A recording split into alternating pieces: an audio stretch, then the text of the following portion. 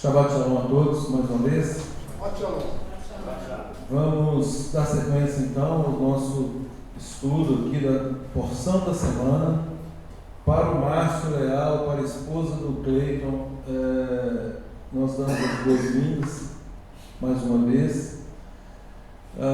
Nós estudamos toda a Torá são os 5 primeiros livros da Bíblia, e nós estudamos toda ela durante um ano. São 50, esses 5 livros são divididos em 54 porções e nós vamos estudando ao longo de um ano. E com isso fazendo a comparação com os demais livros das Escrituras, tanto do que se denominou Antigo Testamento, que nós chamamos de Taná, quanto do Novo Testamento, que nós chamamos Brit Hadashah. Então, na verdade, nós perpassamos toda a Bíblia durante um ano, mediante o estudo dessas porções. E a porção de hoje, o nome dela é Parashá. Parashá significa porção. Miketz significa no fim. No fim. O nome da Parashá é determinado pelo início do verso que dá início à própria porção. Então, no capítulo 41, no verso 1, diz assim, vamos ler aqui os primeiros versos. E aconteceu que, ao fim de 2 anos inteiros, esse ao fim é que determina o nome da porção. Então, para achar Miketz, ao fim de 2 anos inteiros, completos, Faraó teve um sonho. Parecia-lhe achar-se ele de pé junto ao Nilo, junto ao rio Nilo. Do rio subiam 7 vacas formosas à vista e gordas e passavam no carriçal. Após elas subiam do rio outras 7 vacas, feias à vista e magras, e pararam junto às primeiras na margem do rio. As vacas feias à vista e magras comiam as 7 formosas à vista e gordas. Então acordou o Faraó. Tornando a dormir, sonhou outra vez. De uma só haste saíam 7 espigas cheias e boas, e após elas nasciam 7 espigas mirradas, crestadas do vento oriental. As espigas mirradas devoravam as 7 espigas grandes e cheias. Então acordou o Faraó. Fora isto um sonho. Bom, todos nós conhecemos essa história, já estudamos outras vezes e provavelmente todos já ouviram de outras pregações, de outras prédicas. Então nós temos aqui o sonho de Faraó, onde ele busca ali os ditos sábios que havia no reino dele, para que pudessem interpretar esse sonho. E aí a história está registrada na Torá, que os sábios vêm e eles não conseguem elucidar esse sonho. E aí, conforme estudamos na Parashá passada, onde o padeiro foi enforcado e o copeiro foi restituído ao cargo, uma vez que ambos tiveram um sonho na cadeia, e foi exatamente José quem interpretou esses sonhos. Então, o copeiro se lembrou nesse momento em que os magos, os sábios, ditos sábios do rei, do Faraó, não conseguiram elucidar o sonho. Ele se lembrou de que José, na cadeia, havia interpretado o sonho tanto dele quanto do padeiro, e havia acontecido tal qual ele predisse. Então o Faraó manda buscar José, e José então é apresentado diante dele, e aí ele desvenda o sonho, deixando bem claro desde o início que não era um dom dele, deixando bem claro que o único que é apto para discernir um sonho, para nos dar a interpretação de um sonho, é o próprio Eterno, é o próprio Deus. Então ele, em momento nenhum, houve soberba da parte dele, tão logo ele foi chamado, e quando o Faraó se dirige a ele, no sentido de que ele daria a interpretação, e ele ele disse: há apenas um que pode fazer isso, né, que é o Eterno, que é Deus, que é aquele a quem ele servia. E então ele elucida aquele sonho, né, de uma forma que Faraó ficou impressionado com a riqueza de detalhes com que ele expôs toda aquela trama, né, todo aquele sonho perturbador. E com isso ele é nomeado governador do Egito. Ele é nomeado governador. Mais à frente, nós sabemos que ele foi nomeado governador em decorrência desse sonho que estava se tratando de uma situação de grave fome na terra, onde José traça estratégias, fornece elementos para o faraó, para que ele armazene alimentos e que para aquele povo e os demais povos vizinhos não passassem fome, teria que se adotar determinadas providências. Então, o faraó, diante disso, acaba nomeando o próprio José como interventor da situação, e aí ele passa a ser líder. Conforme nós estudamos também na paraxá anterior, ou nas porções anteriores, José teve um sonho, ele teve um sonho onde ele tinha certa primazia diante de todos da família dele, tanto dos irmãos quanto do próprio pai. E aqui nós vemos esse sonho se cumprindo. Então, essa nomeação de governador, na verdade, já era o que o Eterno tinha preparado para José. José estava ali para cumprir o desígnio do próprio Deus. O destino dele, ele já tinha sido colocado para esta oportunidade. Obviamente ele se preparou para isso, Nós vimos também nas porções anteriores, as provas pelas quais ele passou, Começou lá com a esposa de Potifar, sendo tentado e ele sendo fiel até o último momento. Ele foi preso em decorrência de uma acusação injusta, e nesta prisão ele fez jus ao título de servo. E aí nós tiramos uma lição: não importa onde estivermos, não importa a nossa função, o que verdadeiramente importa é se somos ou não servos de Adonai. O que vai determinar a nossa posição no reino de Deus é se nós fazemos jus ao título que ele nos concede.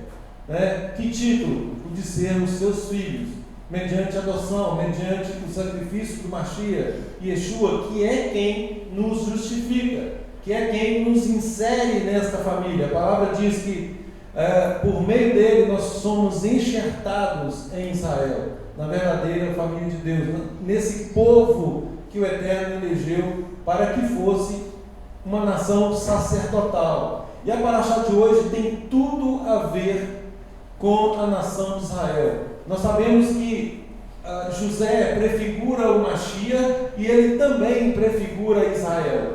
Ele também tem a ver com a nação de Israel, com essa nação sacerdotal, com a posição de Israel no reino, no que toca a ser luz para as nações. Então, o Eterno aqui, ele começa a tratar então com José, permitindo que José chegasse nesta posição para um fim, para um objetivo. E o próprio nome da paraxá Miquetes, que diz no fim. Então tem também a conotação, esse sonho de Faraó, essa situação pela qual José está nela inserido agora, tem também um viés profético. Tem a ver, toda essa história tem a ver com o resgate, com a unificação das casas, casa de Judá e Reino do Norte, casa de Efraim, unificando as 12 tribos. Então isso prefigurando Israel. Então tem a ver também com a unificação do reino.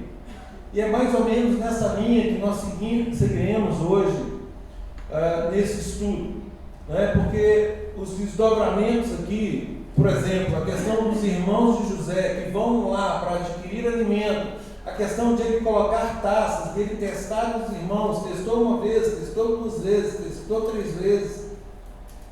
Mas todos nós já conhecemos essas passagens, né? Mas vamos tentar aqui elucidar qual seria a profecia por trás, né, de todo esse entrave familiar. Né? Nós sabemos que os irmãos lá atrás fizeram com que José fosse vendido ao Egito por um sentimento ruim. Eles tiveram inveja de José. Né? A inveja foi o sentimento pelo qual inicialmente eles cogitaram até matá-lo, né? E depois, graças à intervenção de outro irmão, né, eles aceitaram em vendê-lo. E foi para esse fim, então, ele próprio vai se revelar lá na frente, que foi para esse fim que o Eterno o conservou com vida, né? E também preservou aí toda a família dele, todo o povo do Egito, todo o pessoal circunvizinho, né? Porque ele, com a administração, com a sabedoria que o Eterno lhe deu, né, ele conseguiu angariar alimentos durante um período de escassez, para que pudesse servir a toda a população no entorno do Egito.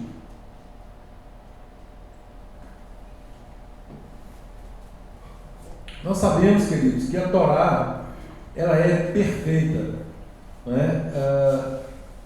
Davi fala isso no Salmo, dizendo: a tua lei é perfeita, ela refrigera a nossa alma, ela nos dá alento, ela é lâmpada, ela é luz, né? Então, não há absolutamente nada na Torá que passa despercebido aos olhos do Eterno.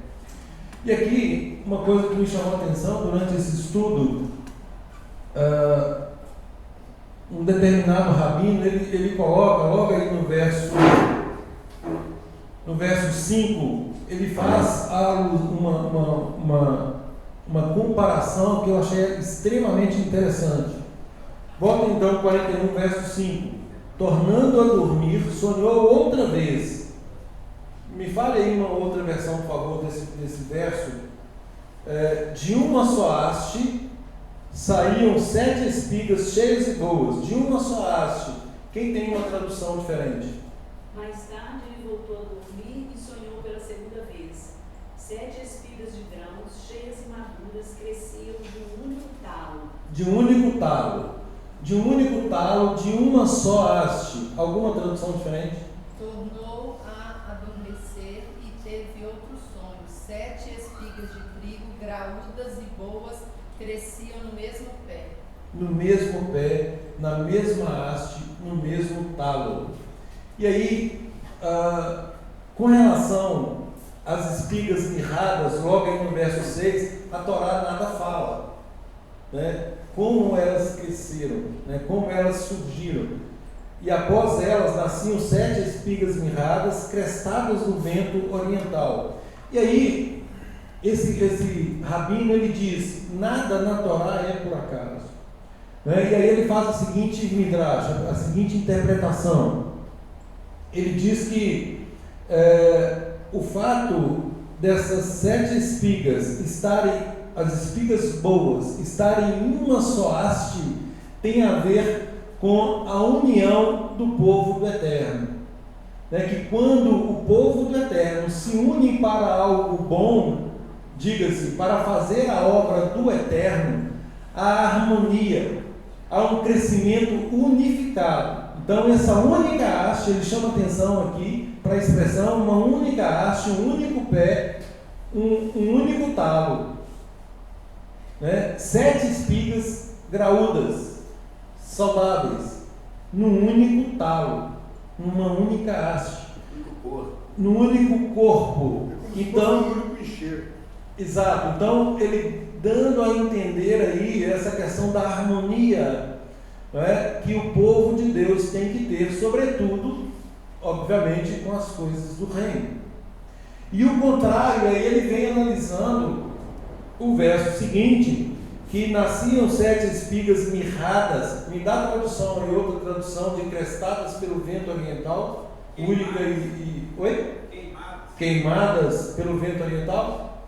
Depois delas, Ressequidas, queimadas, 7 espigas miúdas e castigadas. castigadas. Então essas 7 espigas, elas estão soltas, elas estão isoladas. E aí ele faz uma interpretação também de que quando há isolamento, é para algo pessoal, ou seja, quando estamos juntos com o mesmo propósito, há crescimento. Quando há um isolamento e cada um fica puxando para um lado, ocorre isso aqui. É óbvio, né? Não há bênção do Eterno, e aí a obra mirra, a obra murcha, a obra se esvai, seca. Então eu achei interessante essa interpretação, porque a gente acaba lendo e não, por que está aqui de uma só haste? Né? Por que fez questão de registrar que era de uma só haste? E aí li vários comentários e ninguém houve que fizesse uma interpretação desta forma. Então eu achei muito interessante. E está em perfeita harmonia com o que a própria palavra de Deus nos ensina.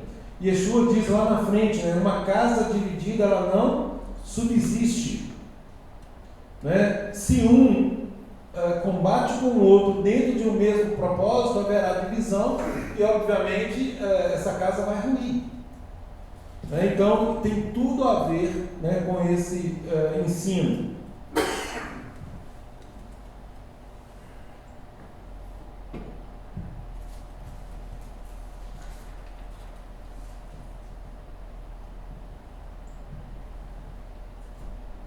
No capítulo 41, a partir do verso 9, nós percebemos que o sonho ele é contado e ele é contado novamente. O fato de ele ser duplicado, e aí o próprio José diz que os dois sonhos na verdade se equivalem, na verdade se trata de um mesmo fato, mas essa ênfase que se dá é na repetição, é exatamente por causa do aspecto profético. E aí os estudiosos falam que nós temos que ter atenção redobrada com esses versos quando eles são repetitivos, porque o Eterno está querendo nos falar algo mais profundo. E aí nós temos que buscar esse soro, esse mistério que se encontra por trás do que foi registrado. Um pouco mais à frente, nós percebemos que antes de Faraó nomear José, quando ele nomeia José como governador do Egito, ele muda o nome de José. Qual o nome que ele dá para José? Zaphnath-Paneah. Isso, que significa?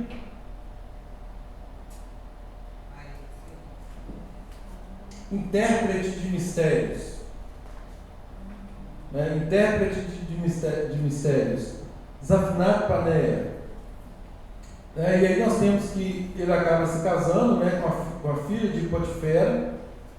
E aí tem algumas especulações. Alguém já leu aí quem era essa mulher com quem Yosef se casou? Evandro? Chegou a ler? Sim, é a filha da própria mulher que tentou ele, né? A mulher de Potifar. Tem essa interpretação, mas alguns dizem que não, falam que talvez isso é só interpretação rabínica. Eu acho que a Torá não registra, só fala filho de Potifera, a interpretação mais plausível seria essa. Mas há quem diga que seria filha de Diná. Então, mas que foi parar lá no Egito. E aí, daí a permissão do Eterno com esse casamento. Mas a Torá não registra isso é só uma interpretação rabínica. Aqui, queridos, quando há uma mudança do nome de Yosef, do nome de José para Zaphnath-Paneah, o comparativo que eu quero enfatizar aqui é com relação a mudança de nome do nosso Messias, do Mashiach Yeshua, para Jesus.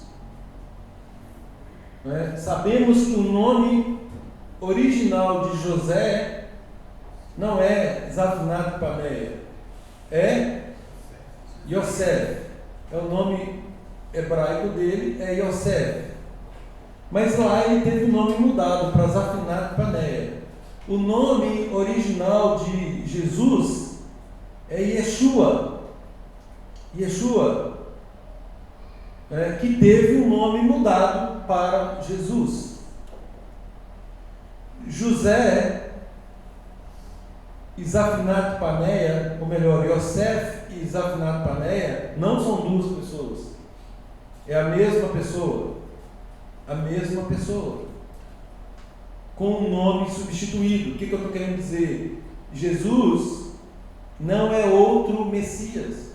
Ele é o próprio Messias, com o nome alterado pelo sistema religioso. Interessante.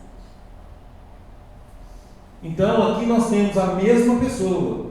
Também em Jesus nós temos a mesma pessoa. Só que o nome dele, o nome indicado não é Zafinat Paneia, o nome original dele é Yosef, assim como o nome de Jesus não é Jesus e sim Yeshua, mas se trata da mesma pessoa. José estava com os irmãos, com a família dele, e foi vendido, foi mandado para outro local. Ele foi para o Egito. Jesus, Yeshua, ele foi tirado da terra dele e foi levado para Roma. Então, esses são os comparativos deste estudo, porque Yosef, como eu já disse, ele é uma tipologia de Yeshua e, ao mesmo tempo, também ele é uma figura de Israel. Então, são os detalhes que nós temos que ficar atentos nesse estudo dessa paraxá, que são extremamente importantes, porque Miqueias, no fim, tem a ver com um fim, tem a ver com o tempo do fim, tem a ver com a época em que estamos vivendo. Então, Zafinat Paneia, Yeshua, aqui eles trocam. Quando ele foi se apresentar para Faraó, eles o descaracterizaram, colocaram Yosef nos padrões do Egito, depilaram ele todo e ele foi apresentado a Faraó. Yeshua, a mesma coisa. Yeshua, eles trocaram as vestes dele, deram o cabelo lourinho longo para ele, olhos azuis. A teologia romana. A teologia romana. Um sistema romano, melhor dizendo. Ele parece mais um nórdico do que um judeu. E nós sabemos que naturalmente ele é judeu. Então a mesma coisa. Yosef permanece no Egito, e aí vem a questão dos testes com o seu povo, com seus irmãos, assim como Yeshua se encontra e o povo deles também está sendo testado. Eu falava com o Márcio aqui na nossa reunião de quarta-feira, que a palavra diz que aqueles que são ovelhas ouvirão a voz do pastor. Yeshua disse: as minhas ovelhas ouvem a minha voz. Yeshua, durante esses 2000 anos, está aguardando agora uma ordem do Pai para que restabeleça, e para que restabeleça as tribos perdidas, as 10 tribos perdidas. Quantos irmãos foram parar lá no Egito? Os 10 primeiros, depois Benjamim. Isso tem a ver com essas 10 tribos. O momento em que ele se revela para os irmãos, nós estudaremos lá na frente, mas só adiantando aqui, também chegará o momento em que Yeshua se revelará aos irmãos Que irmãos? Das outras tribos. Das outras tribos. Aleluia. E aí um detalhe interessante que eu descobri nesse estudo é com relação a Benjamim. Com relação a Benjamim. O carinho de Yosef por Benjamim, ele não tem apenas o caráter pelo fato de ser filhos da mesma mãe, né, Yosef e Benjamim. Mas aí, na interpretação que se dá a isso, é de que Benjamim, ele representa o judaísmo messiânico israelita, que é por meio de quem efetivamente ele se reconciliará com os demais irmãos. Ele é utilizado aqui nessa história para essa reconciliação. Quando ele ameaça prender Benjamim, lá no final, quando ele ameaça, falando que Benjamim ficaria ali retido, e Judá intervém, dizendo que havia empenhado a palavra dele, de que se teria falado com o pai dele, que já era uma pessoa idosa, que estava com a saúde debilitada, que se aquele menino não voltasse, se ele não voltasse com ele, né, ele daria a própria vida como garantia.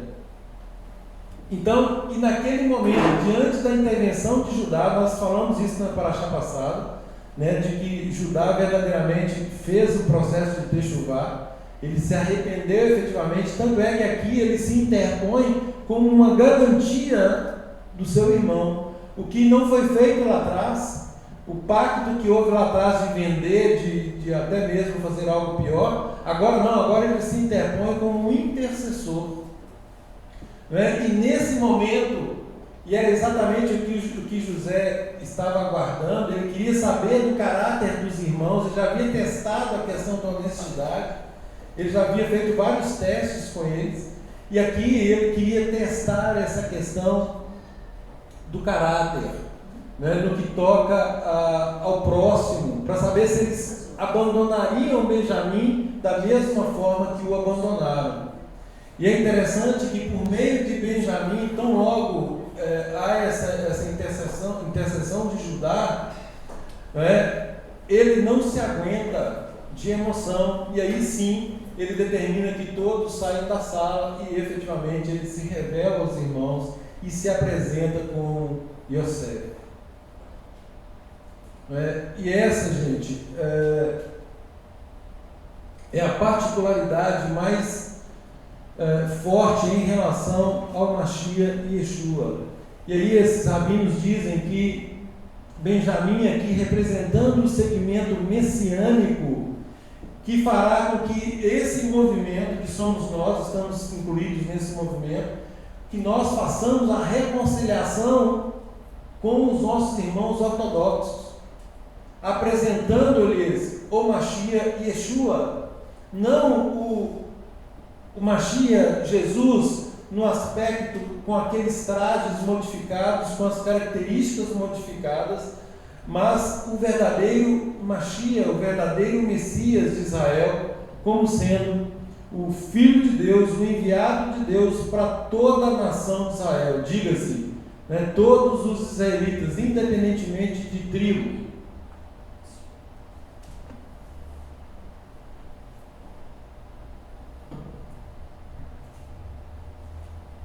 Nós sabemos, queridos, que o Egito, toda vez que falamos em Egito, Egito tem sinônimo de quê para nós? Mundo, de pecado, não é? Do sistema contrário aos princípios do eterno. Então, inclusive é chamado de Edom, né?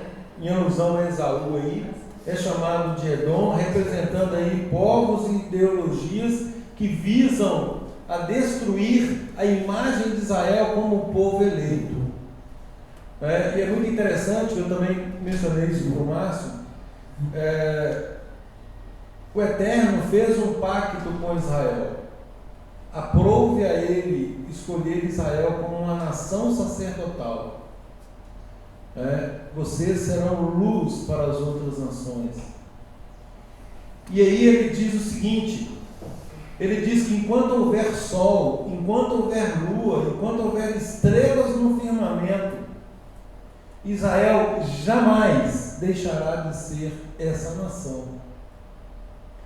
Então, gente, a despeito de toda a história, de tudo que está narrado, né, de tudo que nos foi apresentado aí ao longo de 2000 anos, né, o Eterno, ele não muda. Via de regra, é óbvio que há exceções, mas nós não trabalhamos com exceções, nós trabalhamos com regras. E a regra é, no Eterno, em Adonai, no nosso Deus, não há sombra ou variação de mudança. Não é? Aquilo que ele fala, ele cumpre. E com relação a Israel, ele coloca esses fenômenos, não é, como prova de que a palavra dele se manterá, de que o pacto se manterá até o fim. Ou seja, nós temos sol, nós temos lua, nós temos estrelas, nós temos firmamento, nós temos terra, não é? Então esse pacto ele é válido. E aí o grande engano, Márcio, sobretudo, é de que o mundo cristão como um todo, né, eles trabalham com uma teologia da substituição. Né? Eles dizem, nós somos o verdadeiro Israel. Nós somos o verdadeiro Israel. Né? E o pior, né, eles relegam o verdadeiro Israel, Israel enquanto nação, enquanto povo sacerdotal, a um povo rejeitado.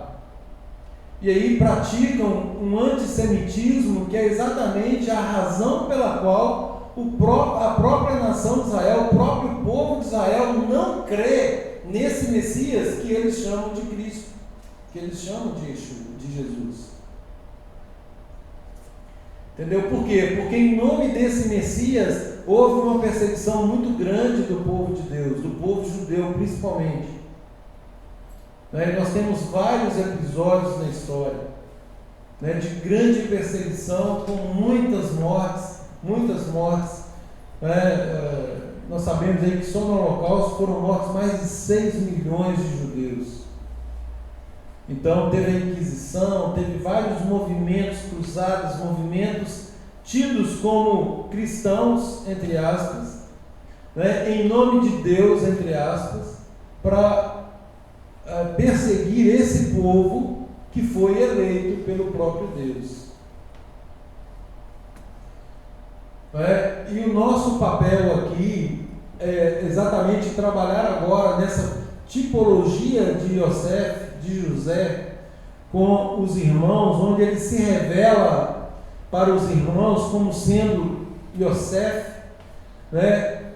Nós temos que apresentar agora Yeshua como sendo esse Jesus que foi apregoado aí durante 2000 anos, descaracterizado, não por ele próprio, fizeram isso com ele, mas nós temos que apontar quais foram os erros, quais foram as inconsistências desse povo, dito como evangélico, cristão como um todo, no que toca a prática do antissemitismo e de se autodenominar o verdadeiro Israel, ou seja, teologia da substituição. Todo e qualquer movimento que adere a esta teologia, sem dúvida nenhuma, está em manifesta afronta à ordem do Eterno. E se estão em manifesta afronta à ordem do Eterno, é o momento de se arrependerem. É o momento que o Eterno oportuniza para que façam techuvá, para que reconheçam o que fizeram e que restituam o lugar de Yeshua à sua posição original, que lhe devolvam o seu nome original, que ele seja honrado como Filho de Deus, como enviado de Deus, como Messias de Deus, e não como Deus. E não como Deus. Yeshua ele nunca disse que ele era Deus. Muito pelo contrário, ele deixou claro várias vezes que ele é o Filho de Deus. Ele é o Filho. E ele mesmo diz: há um só Deus, somente a ele adorarás. Foi ele quem disse. Ele nos ensina a orar, Pai Nosso.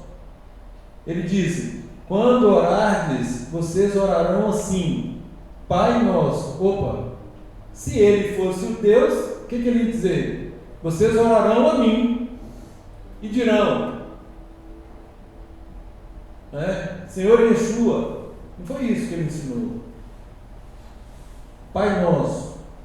Todas as manifestações dele durante o período de ministério, ele enfatizou,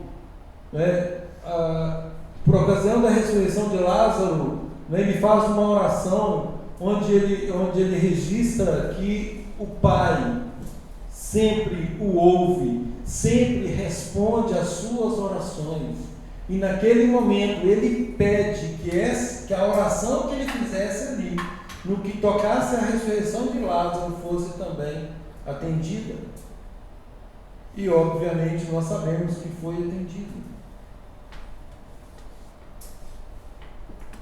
Aqui no Egito nós estamos diante de uma situação de grave fome, um período de muita escassez de alimento material.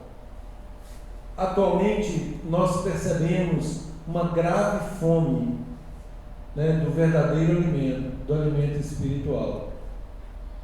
E o próprio Yeshua disse, repetindo palavras de Deuteronômio: nem só de pão viverá o homem, mas de toda a palavra que procede da boca de Deus. Nem só de pão viverá o homem, mas de toda a palavra que procede da boca de Deus. Muito mais, gente, muito mais vale a nossa vida eterna, a promessa de vida eterna, do que a nossa vida existencial aqui neste mundo. O Eterno se preocupa conosco no tocante ao fim, ao nosso fim terreno, que é onde começará a nossa vida eterna.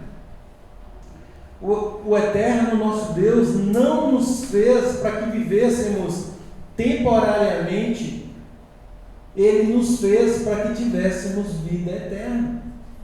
Ele nos criou para que fôssemos eternos. Agora, por obra do próprio homem, que cedeu a uma idolatria, a auto-idolatria, que quis se colocar no lugar do próprio Deus, que não quis saber de ser dirigido, governado, instruído pelo próprio Deus, ele se coloca no centro e a partir dali ele assume a posição de dirigente. E aí o pecado, como salário, tem o quê? A morte. O salário do pecado é a morte. Então, porque pecou, nós temos hoje uma vida limitada. Por isso aí, quem vive muito aí, 100, 110, 120, não importa, o máximo de anos nessa terra não é nada, absolutamente nada, comparado com a eternidade.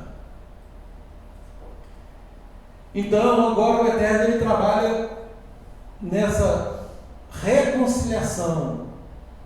Ele nos chama agora a restaurar o status quo, a condição anterior, aqui o plano original, as raízes da nossa fé. Ele nos chama a voltarmos no Éden e sabermos se nós queremos continuar governando a nossa própria vida ou se nós efetivamente permitiremos que Ele nos direcione.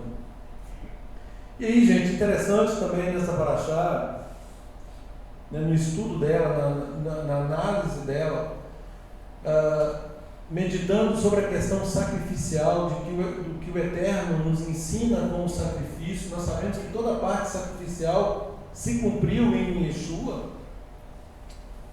e nós sabemos que logo na entrada do templo, onde eram oferecidos os sacrifícios, havia queima total, renúncia total. E aí, me remetendo às palavras de Yeshua, no que toca à renúncia da própria vida, remetendo aquilo que Yeshua também diz, que se nós não morrermos, nós não seremos capazes de viver. Se nós não renunciarmos a tudo, nós não somos aptos a integrarmos o reino dele. Ele disse, Lucas 14:33, aquele que não renuncia a tudo quanto tem. Gente, aqui não estou falando de coisas materiais, apenas. O Eterno não está interessado em coisas materiais. Tudo que há nesse universo, materialmente falando, todas as coisas pertencem a Ele. Nós damos importância para essas coisas. Para o Eterno isso não é absolutamente nada. Agora, o nosso problema não é nos importarmos com isso. O nosso problema é quando essa importância ela se sobrepõe à ordem do próprio Mashiach e Yeshua, ou a do próprio Eterno, quando diz que nós temos que buscá-lo com toda a nossa força, com todo o nosso coração, com o nosso entendimento. Yeshua diz, priorizai o reino de Deus e a sua justiça, e as outras coisas serão acrescentadas. É aqui que reside o problema. O problema não está em a pessoa ser rica ou ser pobre. Isso não vem ao caso. Porque nós temos ricos generosos e nós temos pobres avarentos. E vice-versa. O problema não está aí, gente. O problema do ser humano está no coração. Está no coração. Diga-se, na nossa vontade, na nossa capacidade intelectiva, volitiva, de poder escolher. E aí, quando nós pensamos, como o Eterno é maravilhoso, Ele nos dá todos os elementos e nos permite escolher. Escolher. Eis que põe diante de vocês. Tudo aí. Tudo está feito. Meditemos nas palavras de Yeshua. Está consumado. O que está consumado? O plano. Tudo que foi planejado no princípio se consuma uma segunda vez para uma reconciliação. Não precisaria da reconciliação se não houvesse a queda. Mas como houve a queda, necessária se fez a reconciliação. Tudo está consumado. Ou seja, foi cumprido todo o plano de Deus. Agora é com vocês, agora é conosco, agora é com cada um de nós. Nós fazemos a opção, nós temos livre escolha. Escolham a bênção, escolham a vida.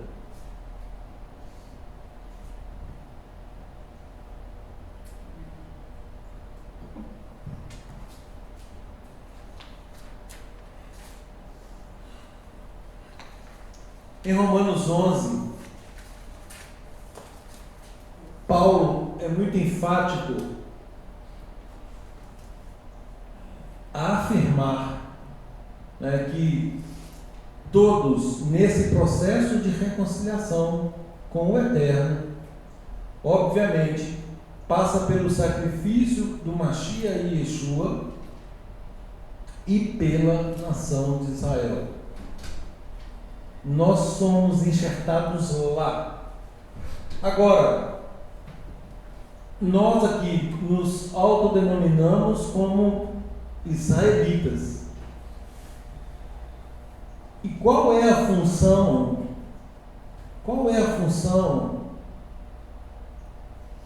Nossa no que toca a esse enxerto. O que Paulo disse acerca do eterno ao nos permitir ser enxertados? Que nós fomos enxertados para um fim. Qual fim? Despertar ciúmes. Isso. Para despertar ciúmes. Foi-nos permitido ser enxertados para despertar ciúmes. Em quem?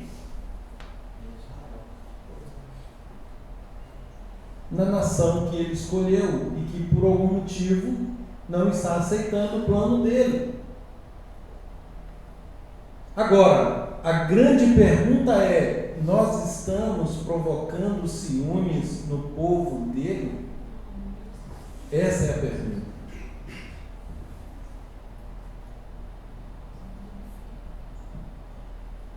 O nosso comportamento, visto sob o ângulo de um judeu ortodoxo, ele olha para nós e ele consegue enxergar o plano de Deus por meio do Mashiach e Yeshua em nós?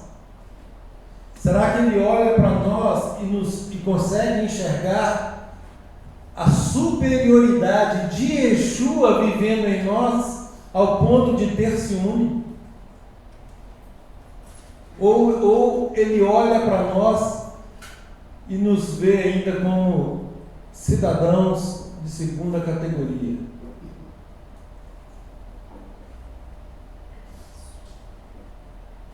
Será que nós estamos cumprindo os mandamentos com o mesmo zelo que eles? Não estou falando de legalismo. É claro que, enquanto aqui nós estávamos numa frouxidão, lá eles estão exacerbados em legalismo. Então tem que haver equilíbrio dos dois lados. Enquanto o mundo cristão abandonou os mandamentos e agora nós estamos resgatando isso, não é? Eles não conseguem ver em Yeshua como sendo esse resgatador, como sendo esse Messias. Então, ao passo que estamos agora aprendendo, aqueles hoje que dos nossos irmãos ortodoxos, aqueles que entendem que Yeshua é o Mashiach, que ele é o Messias, né? Ele tem que perceber em nós uma vida coerente, de acordo com esses padrões, com os padrões das instruções que o Eterno nos deixou a todos. Por quê? Porque agora nós fazemos parte de uma única família.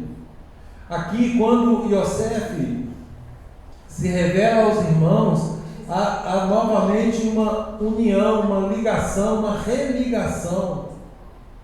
E é exatamente o que vai acontecer no fim, né, no tempo do fim, após esse período, né, que está às portas. Agora é o momento da reconciliação, da reunificação das 12 tribos, de modo que as profecias do Eterno possam se cumprir, sobretudo a de Jeremias 31, eis que me diz Adonai que farei uma nova aliança com a casa de Israel e com a casa de Judá.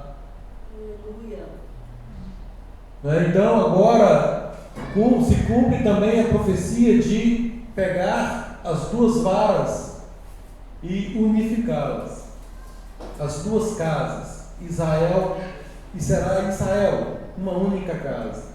Casa de Judá, reino do sul, reino do norte, nada disso mais. Israel, apenas Israel. E nós como enxertados lá. E aí, gente, eu já falei a minha opinião, né, minha opinião particular. Eu creio que a grande maioria, a esmagadora maioria, que não é representada por uma fração tão grande, mas a grande maioria é descendente de uma dessas 10 tribos assimiladas, de uma dessas 10 tribos perdidas, que tem prazer na lei de Deus, que tem prazer, que tem amor pelo povo de Israel, que tem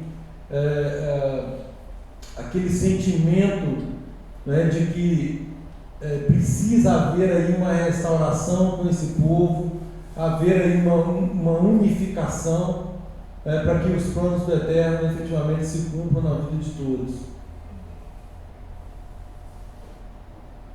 Então, esta paraxá, ela nos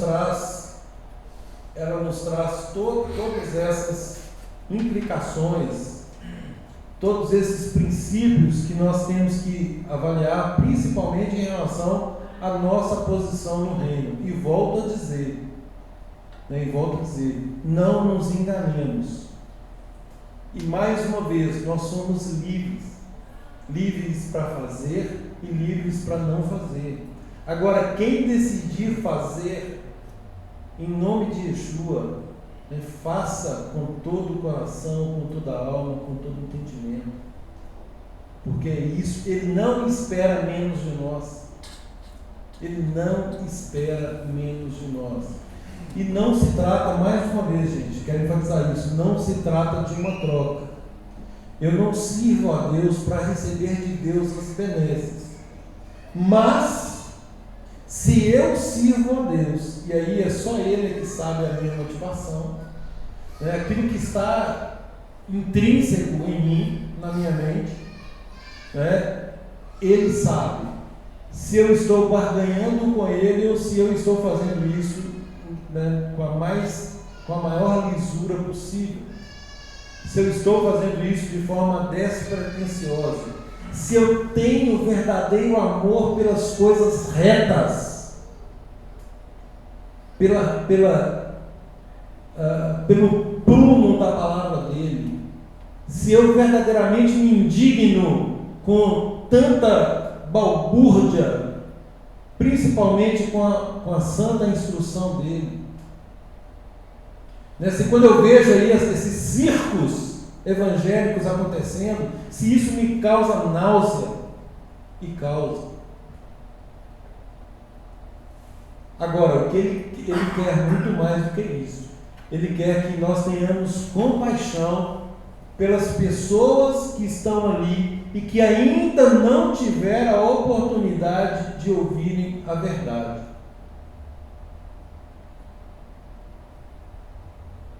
Muitos estão ali e querem estar ali, querem ser enganados. É o que nós estamos vendo acontecendo aí, gente, com relação a essa questão sanitária. As pessoas que estão se entregando, elas estão indo direto ao matadouro, elas querem ir ao matadouro, voluntariamente. É claro que foi feita toda uma pressão psicológica, mas assim, está fácil demais. Foi mais fácil do que eles imaginaram. Assim, eu falei, gente, o que está acontecendo? Parece que as pessoas estão hipnotizadas. E aí, gente, para esse hipnotismo tem um nome. A Bíblia diz: o Deus, com D minúsculo, deste século, cegou o entendimento dessas pessoas. Agora, por que cegou? Porque elas é que estão cegas, elas querem ficar cegas. Não se trata de Deus cegando para que a pessoa não veja, não é nada disso. É aquela coisa, menino não faça, menino não faça, menino não faça. E o menino vai fazer, ele desobedece. Bom, então faça. Então faça. O caminho é por aqui, você quer ir por aí? Vai por aí. O menino cai e machuca o nariz. É assim. E aí, o Deus desse século, diga-se, o nosso inimigo, Satã, ele cegou o entendimento dessas pessoas. E aí é óbvio, gente, que ele não quer que as pessoas se salvem. Ele embota o pensamento, o entendimento das pessoas com lixos e mais lixos. É exatamente o que nós estamos vendo hoje aí nas redes sociais, pela televisão. As pessoas estão cegas, literalmente cegas. Sob o ponto de vista espiritual, eu estava vendo um grupo de adolescentes, aí teve uma menina lá que foi fazer uma oração, aí um dos Os colegas falaram assim: de onde que tirou isso? Assim, eu percebi que o menino, ele nunca tinha visto ninguém fazendo uma oração. Um menino aí de uns 16 anos, mais ou menos, não sei, adolescente. Ele estranhou a atitude de uma menina falando sobre Deus. E ela usou a expressão, né, em nome de Jesus. E ele falou assim: de onde que ela tirou isso? O que está acontecendo? Eu falei assim: misericórdia, a coisa está pior, muito pior do que nós imaginamos. E aí, queridos, o que o Eterno quer de nós é exatamente isso. Que de algum modo, isso vai nos ser cobrado. De algum modo nós possamos intervir, no sentido de tirar essas pessoas dessas densas trevas. Volto a dizer, nós não temos a obrigação de convencer ninguém. Não temos essa obrigação. Agora, nós temos uma obrigação que recai sobre nós. Ide, portanto, por todo mundo, fazer discípulos de todas as nações, batizando-os em meu nome, não tem outra coisa no original. O que foi acrescentado aí para justificar a doutrina trinitariana, que foi inserida, adulterada. Então Yeshua disse: ide, portanto, por todo mundo, fazer discípulos de todas as nações, batizando-os em meu nome, ensinando-os a guardar todas as coisas que nos tenho ordenado. Então, nós temos essa incumbência, isso nos compete. Bom, estamos fazendo, o nosso tempo está sendo gasto de alguma forma para isso. Estamos preocupados aqui em perdoar os nossos irmãos, como Yosef, compreendendo o plano de Deus, ele falou assim: não, os meus irmãos me venderam, os meus irmãos fizeram covardia comigo, os meus irmãos me maltrataram e tal. Bom, agora é a hora da vingança, né? Agora eu estou por cima. Não. Foi para a salvação que o Eterno permitiu que vocês fizessem o que fizeram comigo. Então, gente, mais uma vez, a nossa vida, ela é guiada pelo Eterno. A palavra diz isso claramente. Todas as coisas. Não fala, as coisas boas cooperam para o bem. Não. Nem as coisas más cooperam para o bem. Não. Todas as coisas cooperam para o bem de todos.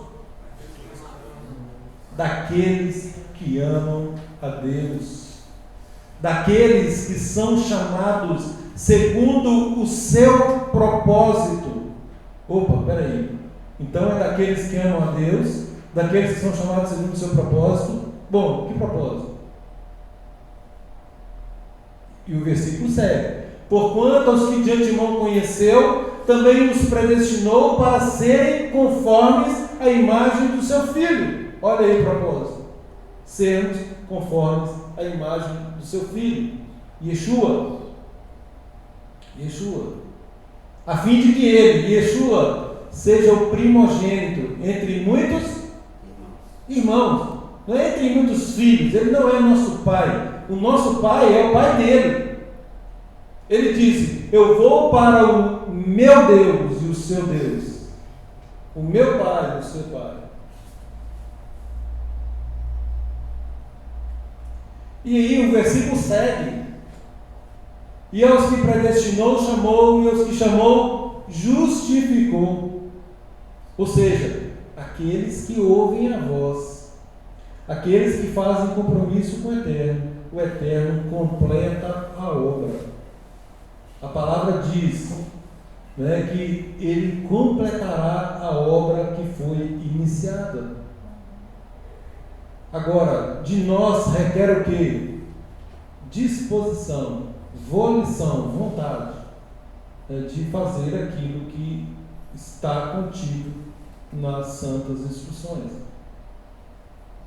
Para isso, Yosef ocupou o cargo que ocupou. Diga-se que antes de ocupar, ele foi testado de várias formas e aprovado. Ele deu bom testemunho por onde ele passou. A oportunidade surgiu para ele porque ele se encontrava absolutamente qualificado. Não é? Um jovem de 30 anos nomeado estrangeiro, um jovem de 30 anos estrangeiro, servo, escravo, a despeito de todas as questões administrativas e legais que impediriam de ocupar qualquer cargo, a despeito de tudo isso, o Eterno o coloca como governador daquele local, abaixo tão somente do líder maior. Sendo hebreu, hein? Hã? Sendo hebreu. Exatamente. Isso, estrangeiro, servo, Discriminado. uma criança, né? Um adolescente, um jovem, né? Um jovem com 30 anos de idade. Com 13 anos ele galgou tudo isso. Então, extrema responsabilidade. Agora, depois de tudo isso, né, o único desejo do coração dele é restabelecer a união com seus irmãos. É fazer aquilo que o pai dele, Jacó, ensinou a todos. É cumprir o desígnio de Deus no que toca à herança prometida a Abraão, Isaac e Jacó, as 12 tribos, né? Dar sequência, contribuir, dar a sua contribuição para o reino do Eterno.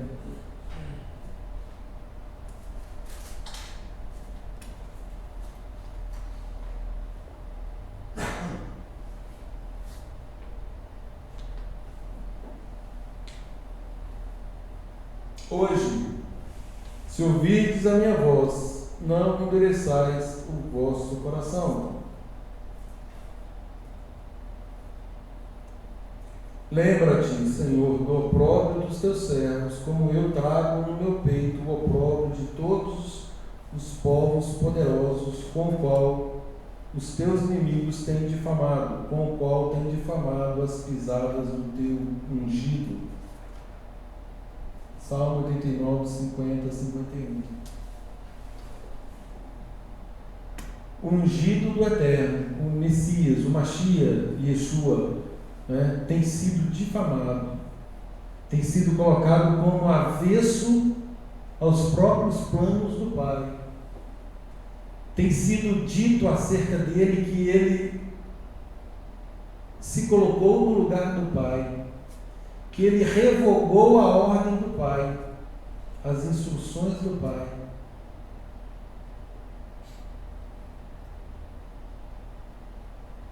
Tem difamado as pisadas dele, levaram para uma nação absolutamente estrangeira, relegando, né, que tudo se origina de Israel. Então, esse é o Mashiach que tem que ser, precisa ser resgatado. E a nós nos compete esse papel, né, de revelar essa verdade a todos.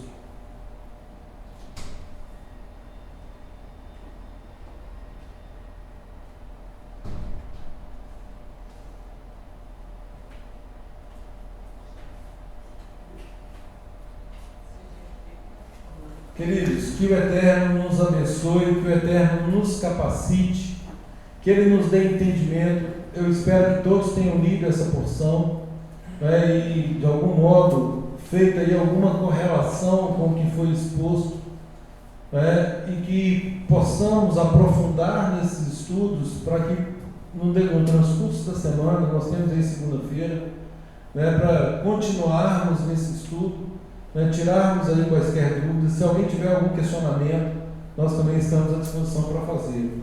Tá bom? Que o Eterno nos abençoe, que Ele nos guarde e que nos dê uma semana abençoada. Shabbat Shalom a todos.